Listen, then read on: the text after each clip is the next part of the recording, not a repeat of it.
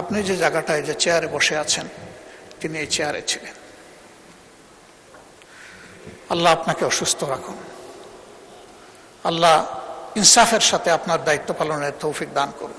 পরবর্তী বক্তা মাননীয় বিরোধী দলের নেতা।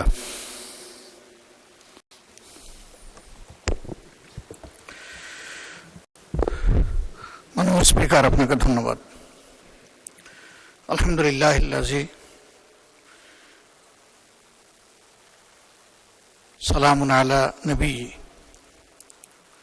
আউযু বিল্লাহি মিনাশ শাইতানির রাজীম আল্লাযী খালাকাল মাউতা ওয়াল হায়াতা লিয়াবলুয়াকুম আইয়ুকুম আহসানু আমালা ওয়া হুয়াল আজিজুল গফুর।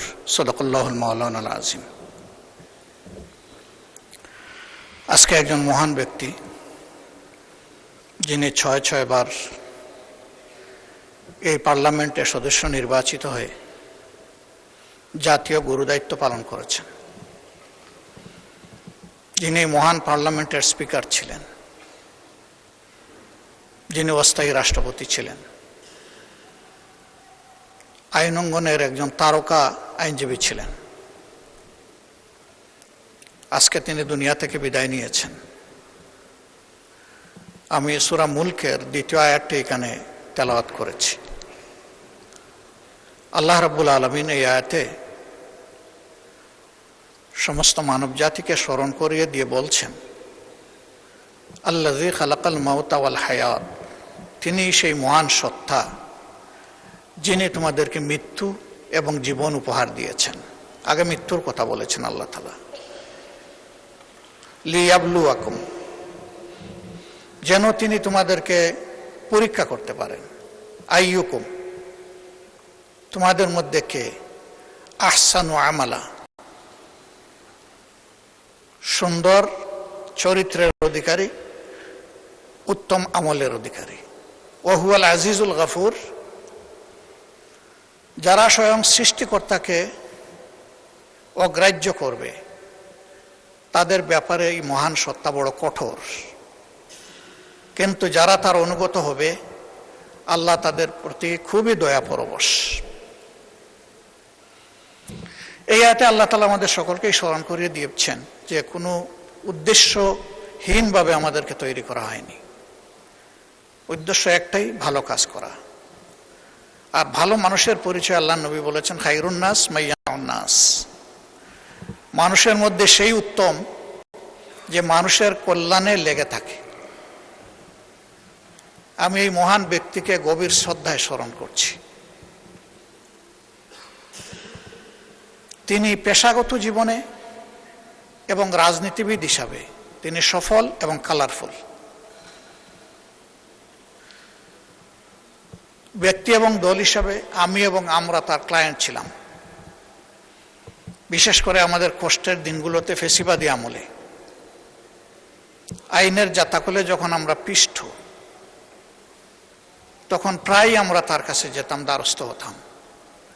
তিনি গুরুত্বপূর্ণ পরামর্শ দিয়েই শুধু আমাদেরকে তার কাজ সারেননি, বরঞ্চ আমাদের মজলুম নেতৃবৃন্দের পক্ষে তিনি আদালতে বারবার দাঁড়িয়েছেন। এরকম তো আরো অনেকেই দাঁড়িয়েছেন, কিন্তু তিনি একদিক থেকে ভীষণ ব্যতিক্রম ছিলেন। প্রথমবার থেকে আমরা চেষ্টা করেছি কৃতজ্ঞতা স্বরূপ তাকে কিছু ফি দেওয়ার। শেষ পর্যন্ত আমরা এই কাজে সফল হইনি। তিনি বলতেন, এটা আমার নৈতিক দায়িত্ব, এটি আমার জন্য সুযোগ। একসাথে রাজনীতি করেছি, তাদের জীবনের এই কঠিন চ্যালেঞ্জিং মুহূর্তে আমার মধ্যে সামান্য মানবতা থাকলে আমার পক্ষে তার কাছ থেকে তাদের পক্ষে ফি নেওয়া সম্ভব নয়।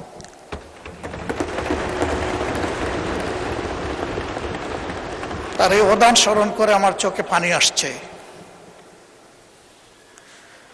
আমরা তার ঋণ পরিশোধ করতে পারবো না। তিনি স্পিকার হিসাবে পার্লামেন্টকে প্রাণবন্ত করে রাখতেন, আর আইনের অঙ্গনে তিনি অনেকের গুরু। তার চলন বলন সব কিছুই ছিল শিক্ষণীয়। কিন্তু এরপরে তিনি মানুষ, কোনো মানুষই আমরা ভুলের ঊর্ধ্বে না। মহান রবের দরবারে দোয়া করি আল্লাহ তার এই বান্দাকে তার ভুল ত্রুটি ক্ষমা করে দিন। তার কোনো গুনাহ থাকলে আল্লাহ তাআলা নেকিতে রূপান্তরিত করে দিন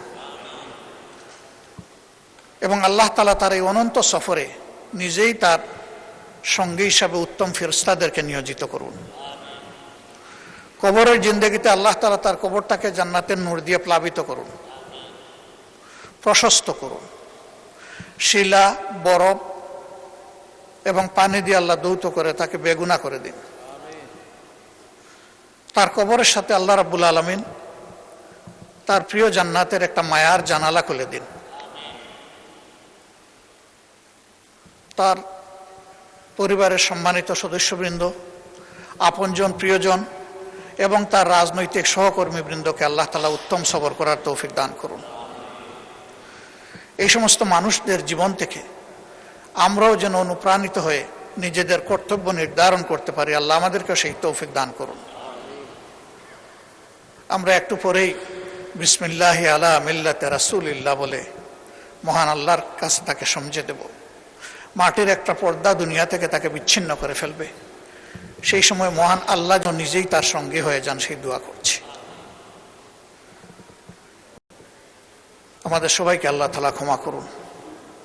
এই সংসদে অতীতে যারা স্পিকারের দায়িত্ব পালন করেছেন আল্লাহ তাদেরকেও ক্ষমা করুন। এখন যারা জীবিত মৃত আমরা আছি সবাইকে আল্লাহ ক্ষমা করুন। আল্লাহ রাব্বুল আলামিন এখান থেকে আমাদেরকে শিক্ষা নেওয়ার সুযোগ দিন। একদিন আমাদের জন্য মানুষ পড়বে ইন্না লিল্লাহি ওয়া ইন্না ইলাইহি রাজিউন। ওই মানুষটাই সফল যে মারা যাওয়ার পরে কিছু মানুষ তার জন্য চোখের পানি দিয়ে তাকে স্মরণ করে।